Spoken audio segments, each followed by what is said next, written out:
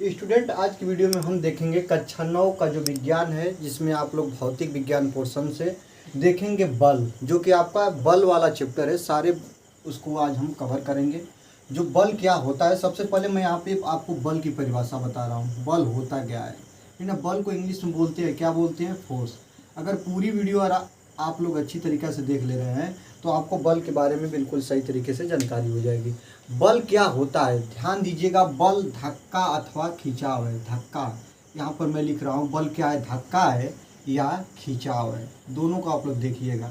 अभी आपको बता रहा हूँ, अभी आपको समझ में आ जाएगा। ध्यान दीजिए, जैसे मैं यहाँ पर आप लोगों को एक बॉक्स लिया हूँ, बॉक्स को देखिए आप लोग, और बॉक्स को मैं यहाँ पर ऐसे रख दे रहा हूँ।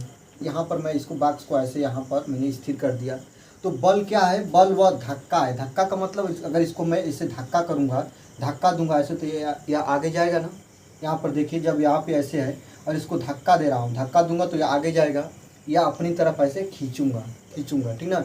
ये बल क्या है? बल धक्का है अथवा खिंचाव है। मतलब बल धक्का भी हो सकता है या खिंचाव भी हो सकता है, ठीक ना। इसी तरह आप लोग समझेंगे कि बल क्या है। तो बल धक्का अथवा खिंचाव है जो किसी भी वस्तु पर लगाने पर उसके अवस्था में परिवर्तन करता है या परिवर्तन करने की इच्छा या चेष्टा रखता है। ध्यान दीजिए, पुनः आपको बता रहे हैं बल क्या है। देखिए, कोई वस्तु है, बल क्या है? तो बल व धक्का है। मतलब इस वस्तु पर हम बल लगाएंगे तो यह आगे बढ़ जाएगी, या इसको अपनी तरफ ऐसे खींच भी सकते हैं। तो अब मैंने लिखा है कि बल धक्का है अथवा खिंचाव है। क्या है? बल धक्का है अथवा खिंचाव है जो किसी भी वस्तु पर लगाते हैं। किसी भी वस्तु पर आप बल लगाइएगा तो मतलब बल धक्का भी हो सकता है या खिंचाव भी हो सकता है। तो बल किसी भी वस्तु पर लगाने पर उसके अवस्था में परिवर्तन होता है या परिवर्तन करने की चेष्टा रखता है। जो बल होता है किसी भी वस्तु पर जब आप लगाएंगे तो या तो उसे अवस्था में परिवर्तन करेगा। अवस्था दो प्रकार की होती है। ध्यान दीजिए, आपको बता दूं यहीं पे मैं, अवस्था, जो अवस्था होती है वह किसी भी वस्तु की अवस्थाएं दो। आप बल देखेंगे तो बल में अवस्था आपको दो मिलेगी। एक होगी विरामावस्था और एक होगी गतिवस्था। तो विराम अवस्था का मतलब होगा कि जो इसका चाल परिवर्तन न हो, चाल इसका क्या हो? जीरो हो, या विराम में पड़ी हो, या निस्वतंत्र, या पड़ी हो, एकदम फ्रीडम अवस्था में पड़ी हो, अचानक एकदम खड़ी हो, इसी को क्या बोलेंगे? विराम अवस्था। और गति की अवस्था क्या होगी? जब कोई वस्तु गति करे, जब किसी वस्तु की चाल बदली हो। यू का मान, ध्यान दीजिए, जब विराम में रहेगा, जब विराम अवस्था में रहेगा तो यू का मान क्या रहेगा? जीरो रहेगा। और जब गति अवस्था में रहेगा तो भी का मान जो रहेगा वो परिवर्तित होता रहेगा, बढ़ता रहेगा। 1 2 3 4, मतलब जीरो से क्या रहेगा? ज़्यादा रहेगा। तो बल का परिभाषा आप लोग जान गए कि बल धक्का है अथवा खिंचाव है जो किसी वस्तु पर लगाने पर उसमें अवस्था में परिवर्तन करेगा। जब बल है भाई, तो अगर आप लोग धक्का मारेंगे तो बल आगे जाएगी, और खींचेंगे तो वस्तु आपके पास आएगी। तो यही है ना बल। बल जो धक्का अथवा खिंचाव है जो किसी वस्तु पर लगाने पर उसमें अवस्था परिवर्तन करता है या परिवर्तन करने की चेष्टा रखता है। आप देखिए, अगर मैं इसको, ये जो आप लोग व्हाइट बोर्ड देख रहे हैं, इसको मैं ऐसे धक्का दूंगा तो बल धक्का है या खिंचाव है, ठीक ना। या तो मैं बल लगाऊंगा तो हो सके कि यह वस्तु आगे दिशा में विस्थापित हो जाए या नहीं भी होगी, लेकिन मेरी इच्छा है ना कि मैं इसको दबाकर आगे की तरफ इसको विस्थापित कर दूं। तो बल क्या है? तो बल धक्का अथवा खिंचाव है जो किसी वस्तु पर लगाने पर उसकी अवस्था में परिवर्तन करता है या परिवर्तन करने की चेष्टा या इच्छा को रखता है। इसको क्या बोलते हैं? बल बोलते हैं। आगे देखिएगा, बल को सर्वप्रथम न्यूटन नामक एक वैज्ञानिक हैं जिन्होंने सर्वप्रथम बल की परिकल्पना की थी। और न्यूटन को यन से दर्शाते हैं, यहीं पे आप जान जाइए। बल को यप से दर्शाते हैं। बल को किससे दर्शाते हैं? यप से। और सर्वप्रथम बल को न्यूटन नामक वैज्ञानिक ने परिकल्पित किया था। और इन्हीं के उपज में जो बल का मात्रक होता है वो क्या हो जाता है? न्यूटन हो जाता है, ठीक ना। सबसे चर्चित जो बल का मात्रक है, बल का जो मात्रक है, यूनिट्स है, वह क्या है? न्यूटन। ध्यान देंगे, सभी चीज़ों को आप बारीकी से देखेंगे तो समझ में आ जाएगा। न्यूटन को यन से दर्शाते हैं और बल को यप से दर्शाते हैं। बल को किससे दर्शाते हैं दोस्तों? यप से दर्शाते हैं। तो बल का मात्रक हो गया न्यूटन, क्योंकि बल को सर्वप्रथम किसी ने परिकल्पित या बल के बारे में सर्वप्रथम किसी ने भी सोचा था तो वह न्यूटन नामक एक वैज्ञानिक थे जो कि इसके बल के बारे में प्रथम बार परिकल्पना किए थे। आगे देखिएगा, बल को यप से दर्शाते हैं और यप बराबर होता है क्या? यम इंटू के ए। इसको देखिएगा, ये आपका सूत्र निकल कर आता है बल का। बल का यफ का मतलब क्या है, बल, यफ का मतलब क्या है बताइए आप लोग, बल। बल बराबर होता है, यम का मतलब क्या होता है, द्रव्यमान, क्या होता है, द्रव्यमान। बल बराबर होता है द्रव्यमान, और गुणे के ए का मतलब क्या होता है, त्वरण, क्या होता है, ए का मतलब त्वरण। यहाँ पर देखेंगे बल यफ बराबर यम इंटू के ए, यफ मतलब बल है और यम मतलब द्रव्यमान है, और ए का मतलब क्या हो गया, त्वरण। तो बल क्या होता है, किसी भी वस्तु पर यम द्रव्यमान के पिंड पर आप बल लगाएंगे तो उसमें त्वरण उत्पन्न होगा, होगा कि नहीं होगा, इसी को बल बोलेंगे। बल क्या है, बल धक्का अथवा खिंचाव है जो किसी वस्तु पर लगाने पर उसके अवस्था में परिवर्तन करता है या करने की चेष्टा रखता है, इसी को क्या बोलते हैं, इसी को हम लोग बल बोलते हैं। क्या बोलते हैं, बल। बल का जो मात्रक होता है वो न्यूटन होता है, क्या होता है, न्यूटन होता है। आगे आप लोग देखेंगे, यहीं पे आप लोग सभी चीज़ों को कवर करेंगे तो देखते चलेंगे। यहीं पे मैं आपको दिखा दूं कि जो बल का परिभाषा है इसको आप लोगों ने देखा, इसके बाद बल का जो आप लोग सूत्र देखिए और इसके बाद इसका मात्रक भी निकालेंगे। तो बल यफ बराबर यम इंटू ए, आप लोगों ने देखा, यफ मतलब बल था, बल बराबर यम का मतलब था द्रव्यमान, द्रव्यमान, और ए का मतलब क्या था, गुणा के त्वरण, त्वरण। ये तो बल का परिभाषा, बल का फार्मूला हो गया, सूत्र हो गया। लेकिन इसी यहीं से हम इसका क्या निकालेंगे, मात्रक निकालेंगे। क्या निकालेंगे, मात्रक। तो जो देखिए आप लोग अगर नहीं जानते हैं तो बल का मात्रक या किसी भी चीज़ का मात्रक कैसे निकाला जाता है, तो देखिए यहाँ पर लिख रहा हूँ, बल का मात्रक बराबर होगा, बल का मात्रक, किसी भी चीज़ का मात्रक निकालना उसके सूत्र से जाता है, उसके फार्मूले से जाता है। तो यहाँ पर लिख दिया बाबू, बल का मात्रक बराबर, यहाँ पे द्रव्यमान का मात्रक, आप लोगों को पता है मूल राशि होती है द्रव्यमान, और द्रव्यमान का मात्रक, और गुणा में क्या हो जाएगा, त्वरण का मात्रक, क्या हो जाएगा, त्वरण का मात्रक, मात्रक। अब देखिए यहीं से निकल कर आएगा बल का मात्रक क्या होता है, द्रव्यमान का मात्रक क्या होता है, द्रव्यमान का मात्रक किलोग्राम होता है, क्या होता है, किलोग्राम। अगर आप नहीं जानते हैं तो जान जाइए, द्रव्यमान का जो मात्रक होता है वह होता है किलोग्राम, बीच में गुणा है तो गुणा लिख लिया। और त्वरण, त्वरण आप लोग याद रखिए, त्वरण किसे कहते थे, किसी भी वस्तु में वेग परिवर्तन की दर को त्वरण बोला जाता था, क्या बोला जाता था, वेग परिवर्तन की दर को त्वरण बोला जाता था। त्वरण को ए से दर्शाते थे, और वेग परिवर्तन आप लोग देखते थे v माइनस यू अपान के टी होता था, यही होता था ना त्वरण। किसी भी वस्तु में वेग परिवर्तन की दर को क्या बोलते थे, त्वरण बोलते थे, त्वरण को ए से दर्शाते थे। और त्वरण का मात्रक आप लोग निकाल लीजिए, वेग का मात्रक क्या होता है, वेग का मात्रक होता है मीटर, मीटर, मीटर प्रति सेकेंड, वेग का मात्रक होगा, और पूरे के बटा के सेकेंड हो जाएगा। यह सेकेंड और यह सेकेंड आपस में गुणा करेंगे तो इस प्रकार त्वरण का मात्रक हो जाएगा मीटर प्रति सेकेंड का स्क्वायर। देखिए अगर नहीं समझ पाए तो पुनः देखिए, त्वरण बराबर होता है वेग परिवर्तन की दर को त्वरण बोलते हैं, त्वरण को ए से दर्शाते हैं, और ए बराबर होता है v माइनस यू, मतलब अंतिम वेग माइनस प्रारंभिक वेग, बटा के टी। अब बताइए, वेग का मात्रक होता है मीटर प्रति सेकेंड, और बटा में टी है, टी का मतलब समय होता है, समय का मात्रक होगा सेकेंड। और यहाँ पे आप देखिए मीटर और ये सेकंड नीचे आ जाएगा, सेकंड गुणे सेकंड बराबर सेकंड का क्या हो जाएगा, स्क्वायर हो जाएगा। तो मीटर प्रति सेकंड का स्क्वायर किसका मात्रक आ गया, त्वरण का। तो यहाँ पे इसी को लिख देंगे मीटर प्रति सेकंड का स्क्वायर। तो बल का मात्रक, एक तो बल का मात्रक आप लोगों ने देखा यहाँ पे न्यूटन होता है, दूसर का बल का मात्रक किलोग्राम इंटू मीटर प्रति सेकंड स्क्वायर होता है, या इसी को आप लोग लिख सकते हैं, इसी को आप लोग ऐसे भी लिख सकते हैं, ध्यान दीजिएगा, kilogram into metre into second के पावर -2। किसी भी राशि को अगर यहाँ पे देखिए या +2 नीचे बटे में है तो ऊपर ले जाएंगे तो -2 हो जाएगा, ऊपर ले जाने पर इसका चिन्ह बदल जाता है। अगर आप नहीं जानते हो तो इस बात को भी आप लोग कवर कर लेंगे, जान जाएंगे, ठीक ना। तो अगर इसको और भी शार्ट में लिखने चाहेंगे तो किलोग्राम को केजी दर्शाते हैं, इंटू मीटर को यम से दर्शाते हैं, और सेकेंड को यस इंटू यह जो होगा इसका मात्रक हो जाएगा, kilogram into metre into second के पावर -2, जो इसका मात्रक हो जाएगा किसका, बल का। ये भी मात्रक है, ये भी मात्रक है, और ये भी मात्रक है, और साथ में इसका मात्रक एक क्या है, न्यूटन भी है, क्या है, न्यूटन भी है, जिसको न्यूटन को किससे दर्शाते हैं, यम से, जो बहुत चर्चित मात्रक है बल का, ठीक ना। आगे देखिएगा, आगे आपको मिलेगा सीजीएस पद्धति में बल का मात्रक, सीजीएस पद्धति, ठीक ना। एक सीजीएस पद्धति है जो आप लोग पढ़े हैं। तो सीजीएस पद्धति में जब आप लोग देखेंगे सीजीएस पद्धति में बल का मात्रक, तो सीजीएस पद्धति में बल का मात्रक होगा डाइन। क्या होगा? डाइन। यहीं पे आप लोग नोट कर लीजिए, सीजीएस पद्धति में बल का मात्रक होता है डाइन होता है। क्या होता है? डाइन होता है। और यहाँ पे आप लोग देख लीजिए 1 न्यूटन बराबर होता है 10 के पावर 5 डाइन। अगर आप लोग नहीं जानते हो तो ये भी चीज़ को आप लोग कवर करेंगे। 1 न्यूटन बराबर 10 के पावर 5 डाइन। इस चीज़ों को याद रखें, सीजीएस पद्धति में बल का मात्रक डाइन होता है और 1 न्यूटन बराबर 10 के पावर 5 डाइन होता है। कितना होता है? 10 के पावर 5 डाइन होता है। 1 न्यूटन बराबर 10 के पावर 5 डाइन। इस बात को आप लोग कवर करेंगे, ठीक ना।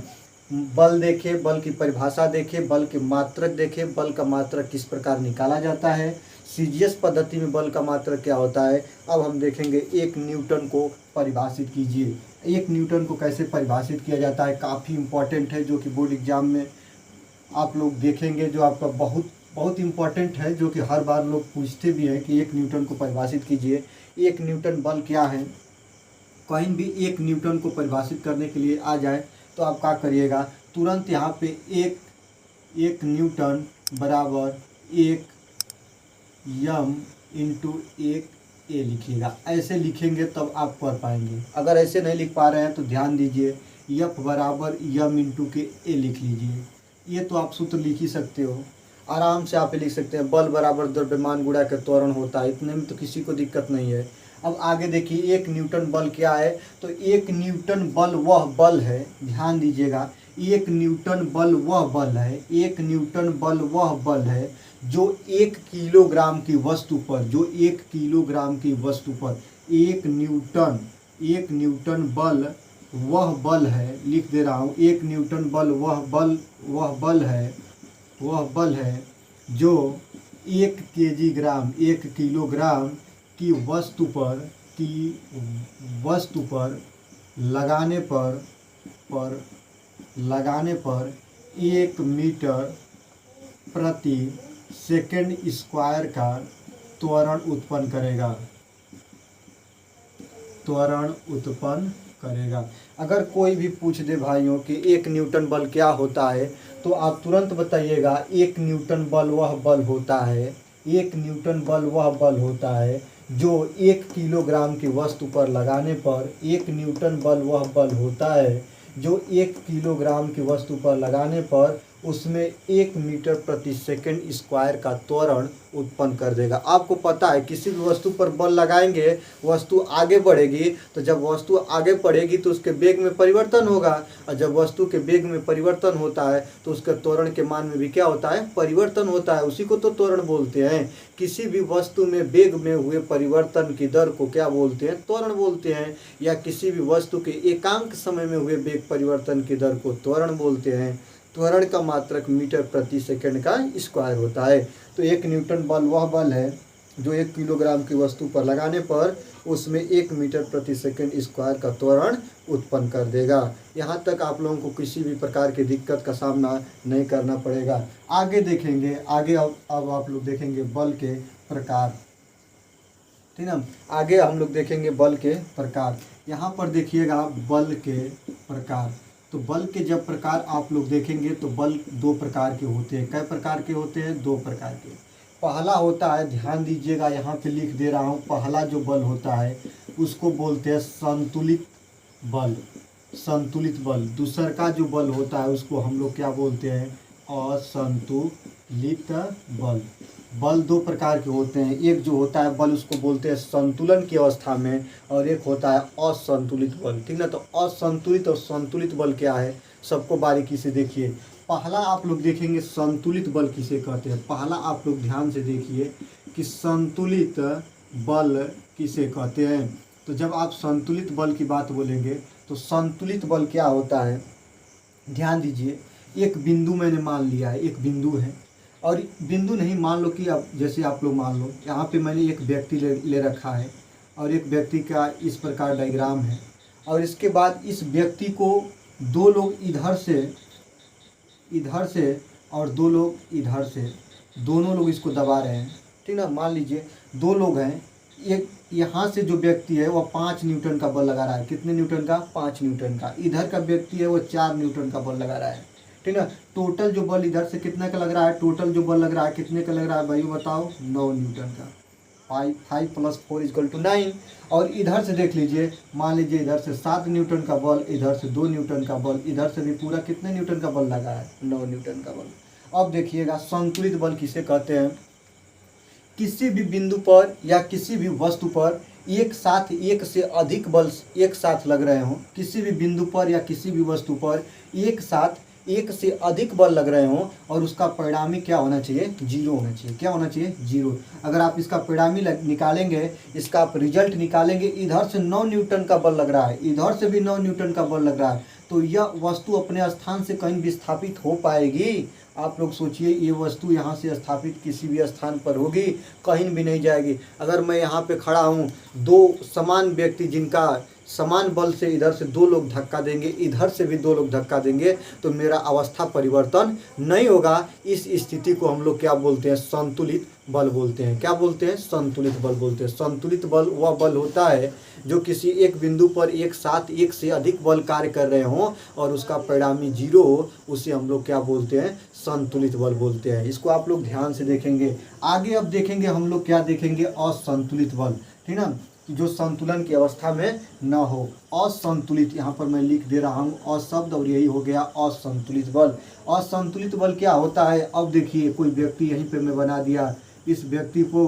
अब देखिए क्या होता है, जब इधर से आप लोग 2 लोग मिलकर यहाँ से 3 न्यूटन का बल लगाए और इधर से 4 न्यूटन का बल लगाए, और इधर से कुछ व्यक्ति हैं जो 3, मान लीजिए इधर से 2 लगे, इधर से 3 लग गए, इधर से इधर 2 न्यूटन का, इधर से 5 न्यूटन का और इधर से 8 न्यूटन का बल लगा दिया, तो यह जो बल होगा वह असंतुलित बल कहा जाएगा, क्योंकि एक बिंदु पर एक से अधिक बल कार्य कर रहे हो और इसका परिणामी 0 न हो, उसको असंतुलित बल बोलते हैं। बाबू बताओ, इधर से 7 न्यूटन का बल लगेगा, इधर से देखिए 8 × 5 = 13 और 2 × 15 न्यूटन का बल लगेगा। अब बताइए, अगर मैं यहाँ पे खड़ा हो जाऊँ और इधर से 7 न्यूटन का बल लगे और इधर से 15 न्यूटन का बल लगे, तो इधर का बल ज़्यादा ना होगा, तो मेरे जो अवस्था होगी वह परिवर्तित हो जाएगी। मैं इधर झुक जाऊँगा, तो मेरा जो बल होगा उसको बोलेंगे असंतुलित बल।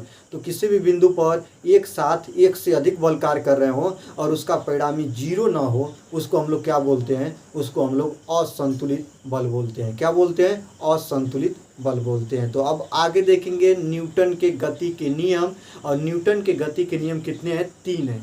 पहला नियम, न्यूटन के गति के पहले नियम को जड़त्व का नियम या गैलीलियो का नियम कहते हैं। दूसर का नियम और तीसर का नियम। दूसरा नियम जो होता है, इससे बल की परिभाषा मिलती है F = m × a, और इसके बाद जो तीसरा नियम है, इसी को क्रिया प्रतिक्रिया का नियम भी कहते हैं। तो चलिए आगे देखते हैं न्यूटन के गति के। आगे देखेंगे न्यूटन के गति के नियम, और न्यूटन के गति के नियम में पहला नियम आप लोग देखिएगा। न्यूटन के गति का जो पहला नियम है, पहला नियम, इसको आप लोग ध्यान से देखिए। न्यूटन के गति के पहले नियम को ही हम कहते हैं जड़त्व का नियम। ध्यान दीजिएगा, कहीं भी अगर पूछ दे कि जड़त्व का नियम क्या है, तो न्यूटन के गति का पहला नियम लिखिए या जड़त्व का नियम लिखिए, या इसी को हम लोग बोलते हैं गैलीलियो का नियम। क्या बोलते हैं? गैलीलियो का नियम। सभी को आप लोग ध्यान से एक ही नियम को, जब न्यूटन के गति के पहले नियम को आप क्लियर कर लेंगे, तो उसको आप लोग जड़त्व का नियम भी कह सकते हैं और उसी को गैलीलियो का नियम भी कहते हैं। तो नियम क्या है? गैलीलियो साहब ने वही नियम बताया, जड़त्व का नियम वही है, और न्यूटन के गति का पहला नियम भी वही है, ठीक ना। न्यूटन के गति के जो पहला नियम है वह जड़त्व का नियम है, वह जड़त्व संबंधित बातें बताता है। तो जड़त्व क्या है? वह किसी भी वस्तु का भार या द्रव्यमान पर निर्भर करता है। एक बात को आप ध्यान रखिएगा, जड़त्व क्या है, तो ध्यान दीजिए। न्यूटन के गति का पहला नियम यही है कि यदि कोई वस्तु विराम अवस्था में है तो विराम अवस्था में रहेगी। विराम का मतलब होता है ठहरी हुई अवस्था। समझ में आया ना मेरी बात? U = 0, ठीक ना। यदि कोई वस्तु विराम अवस्था में है तो विराम अवस्था में रहेगी। सिंपल बात है कि अगर मैंने एक वस्तु लिया है और वस्तु को ऐसे रख दिया है तो ये विराम में रहेगा, विराम में रहेगा। समझिएगा, समझने वाली बात यह है कि कहता है कि जब वस्तु विराम अवस्था में होती है, तो जब कोई वस्तु विराम अवस्था में रहती है तो वह विराम अवस्था में रहेगी, जब गति अवस्था में है तो गति अवस्था में रहेगी। बात यही समझने वाली है। अगर किसी वस्तु को, किसी पार्टिकल को ऐसे फेंक दिए, जब वो गति कर रही है तो वह हरदम गति करती रहेगी, वह रुकेगी नहीं। वह रुकती क्यों है? जो वायुमंडल में मिट्टी के कण, जल वाष्प है, सारे उस पर एक बल लगाते हैं। क्या लगाते हैं? बल लगाते हैं, और अंत में वो वस्तु क्या हो जाती है? रुक जाती है। तो न्यूटन के गति का पहला नियम या जड़त्व का नियम या गैलीलियो का नियम यही बताता है कि यदि कोई वस्तु विराम अवस्था में है तो विराम अवस्था में रहेगी, यदि गति अवस्था में है तो गति अवस्था में रहेगी, तब तक कि उस पर कोई बल लगाकर उसके अवस्था में परिवर्तन न कर दिया जाए। ठीक ना? अगर आप लोगों को मैंने बताया, जब ठहरी हुई है तो ठहरी हुई रहेगी, और गति कर रही है तो गति करती रहेगी। या कब तक करेगी? जब तक इस पर कोई बाहबल का मतलब होता है बाहरी बल। बाहबल का मतलब क्या होता है? बाहरी बल। जब तक इस पर कोई बाहरी बल लगा देंगे, अगर ये गति कर रही है तो बाहरी बल लगाकर इसको रोक देंगे, अगर ये रुकी हुई है तो बल लगाएंगे तो ये चलने लगेगी। ये न्यूटन के गति का पहला नियम। इसी को कहते हैं जड़त्व का नियम। इसी को क्या बोलते हैं? जड़त्व का नियम भी कहते हैं। ध्यान देंगे। और अगला देखेंगे यहाँ पे, अब आगे देखेंगे दूसरा नियम। ठीक है? पहला नियम आप लोगों ने देखा। पहला नियम, यदि कोई वस्तु विराम अवस्था में है तो विराम अवस्था में रहेगी, गति अवस्था में है तो गति अवस्था में रहेगी, जब तक उस पर कोई बल, मतलब बाहरी बल लगाकर उसकी अवस्था को परिवर्तित न कर दिया जाए। ठीक है? पहला नियम के बाद दूसरा नियम होता है, दूसरे नियम को बोलते हैं न्यूटन के गति का दूसरा नियम। न्यूटन के गति का दूसरा नियम। दूसरा नियम क्या बताता है? ध्यान दीजिएगा। दूसरे के नियम से सूत्र निकल कर आता है F बराबर m इंटू के a। जो ये सूत्र होता है दूसरे नियम से मिलता है। कैसे मिलता है? ध्यान दीजिएगा। किसी भी वस्तु पर लगाया गया बल F, दूसरा नियम क्या है? किसी भी वस्तु पर लगाया गया बल F उस वस्तु के द्रव्यमान m और उसके त्वरण a के गुणनफल के अनुक्रमानुपाती होता है। एक बार और देखिएगा, आपको समझ में आ जाएगा। किसी भी वस्तु पर लगाया गया बल F, ठीक ना? बल का मतलब क्या है? F।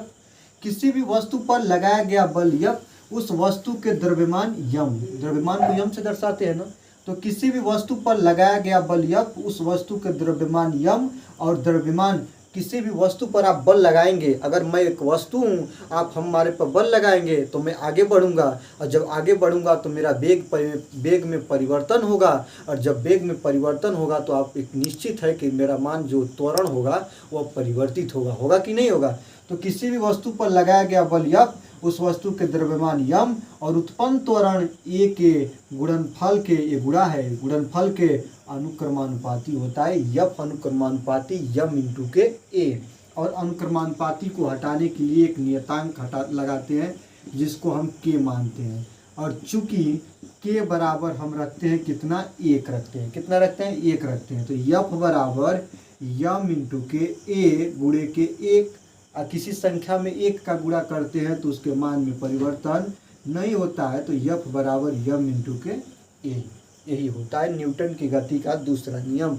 न्यूटन के गति का दूसरा नियम सुन लीजिए। यदि किसी वस्तु पर लगाया गया बल F उस वस्तु के द्रव्यमान m और उत्पन्न त्वरण a के गुणनफल के अनुक्रमानुपाती होता है। द्रव्यमान और त्वरण का गुणनफल उसके बल के अनुक्रमानुपाती होता है। बस यही इसका नियम होता है।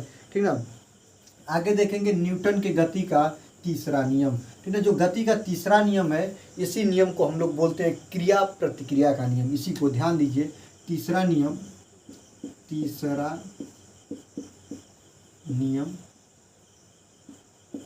जो तीसरा नियम है इसी को हम लोग क्या बोलते हैं? इसी को बोलते हैं हम लोग क्रिया प्रतिक्रिया का नियम। ध्यान दीजिए, ध्यान से देखिए। क्रिया प्रतिक्रिया का नियम।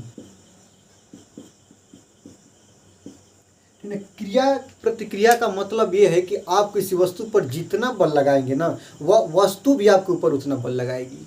न्यूटन साहब ने जब अपना तीसरा नियम दिया, तीसरा लॉ में उन्होंने यही बात बताई कि आप किसी भी वस्तु पर जितना बल लगाएंगे वह वस्तु भी आपके ऊपर विपरीत दिशा में उतना ही बल लगाएगी। इसी को न्यूटन के गति का तीसरा नियम कहते हैं। यह क्रिया प्रतिक्रिया का नियम होता है, और इसी कारण हम पृथ्वी पर चल पाते हैं। अगर आप पृथ्वी पर चलते हैं तो पैरों से आप क्या देते हैं? पृथ्वी को धक्का देते हैं। इसी को क्या बोलते हैं? न्यूटन के गति का तीसरा नियम। अगर आप धक्का नहीं देते तो आप आगे नहीं बढ़ते। अगर कोई नाविक है, नाव से अगर कूदता है तो नाव को पीछे से क्या देता है, धक्का देता है। अगर धक्का नहीं देता, नाव पीछे नहीं जाती, तो वह व्यक्ति आगे कभी नहीं जा पाता। घोड़ा है, जब वह रोड पर दौड़ता है, सरपट करता है, तो वह अपने पैर से रोड को क्या देता है, जोर से धक्का देता है। तो धक्का जब देता है तो वह वेग प्राप्त करता है। क्या प्राप्त करता है, एक वेग प्राप्त करता है, इस कारण वह आगे बढ़ जाता है। तो न्यूटन के गति का तीसरा नियम, जैसे रॉकेट आप लोग देखे ना, रॉकेट उसके अंदर ईंधन को जलाकर गैस से उत्पन्न की जाती है और पीछे से भी जेट छोड़ता है। जितना जल्दी, जितना तेज वह जेट छोड़ेगा, उतना ही तेजी से क्या होता है, आगे भागता है, वो आगे को बढ़ने लगता है। समझ में आया मेरी बात। तो न्यूटन की गति का तीसरा नियम क्रिया प्रतिक्रिया का नियम है, अर्थात आप किसी भी वस्तु पर जितना बल लगाएंगे वह वस्तु भी आपके ऊपर उतना ही बल लगाएगी। इसी को बोलते हैं न्यूटन के गति का तीसरा नियम। ठीक ना। आगे आप लोग देखिएगा जड़त्व। जड़त्व ध्यान दीजिए, जड़त्व क्या है। तो जड़त्व किसी भी वस्तु का भार है। ठीक ना। कोई भी वस्तु में जितना अधिक से अधिक उसका भार होगा, या उस जितना अधिक से अधिक उसका द्रव्यमान होगा। भार और द्रव्यमान यहाँ पे दोनों चीज़ों को एक ही रखेंगे। क्यों कि भार अलग होता है, द्रव्यमान अलग होता है, लेकिन उसके वेट से, उसके एक परिमाण से बात कही जा रही है। किसी भी वस्तु में जितना अधिक से अधिक उसका द्रव्यमान होगा, उसमें उतना अधिक से अधिक उसका क्या होगा, जड़त्व होगा। जड़त्व जो होती है वो जकड़ होती है, वह उसकी परिमाण होता है, वह उसके उसी स्थान पर रहने की क्षमता होती है। अब देखिएगा, जैसे मैं दो मैंने यहाँ पे एक इतना बड़ा गेंदा ले लिया और एक छोटा सा इतना बड़ा गेंदा ले लिया, और इसके बाद दोनों को मैंने पृथ्वी पर रखा है और पूछ रहा हूँ कि किसमें जड़त्व का मान ज़्यादा होगा। तो आप सिंपल बात बस इतना ध्यान लगाना कि जिसमें भार ज़्यादा होगा उसका जड़त्व का मान ज़्यादा होगा। अभी नहीं समझे, पुनः देखिए। जैसे मान लीजिए दो ट्रकें हैं, एक ट्रक खाली है और एक ट्रक लोड है। ठीक ना, भरी हुई है ट्रक। तो पूछेगा किसमें जड़त्व का मान ज़्यादा है, आप कहिएगा कि जो खाली ट्रक है उसमें जड़त्व का मान क्या है, कम है। और इसके बाद जो भरी हुई ट्रक है, जो पूरा लोडेड ट्रक है, उसमें जड़त्व का मान ज़्यादा है। आप देखिएगा, जड़त्व का मान ज़्यादा का मतलब ये होता है कि आप देखिए, जैसे मान लीजिए खाली ट्रक है, उसको आगे बढ़ाना है तो उसमें जड़त्व का मान कम है, थोड़ा ही जोर लगेगा और वो आगे बढ़ जाएगी।